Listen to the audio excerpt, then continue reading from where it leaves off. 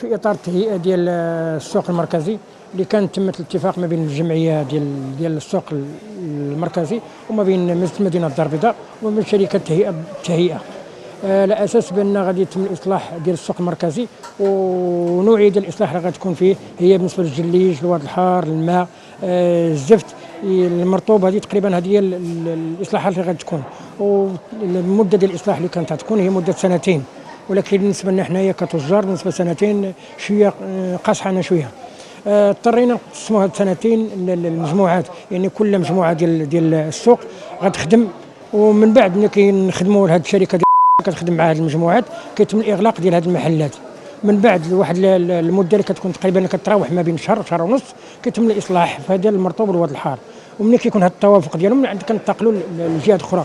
يعني تقريبا احنا الحمد لله وصلنا دابا للمجموعه الرابعه اللي تمت فيها. يعني بالنسبه لشركه كوس ما غاديش يكون المده ديال سنتين، غتكون قل. الجديد في هذا السوق هذا هو اللي غادي يكون تقريبا بالنسبه حيت عندنا حنا داخل السوق واحد القبو فيه 600 متر مربع.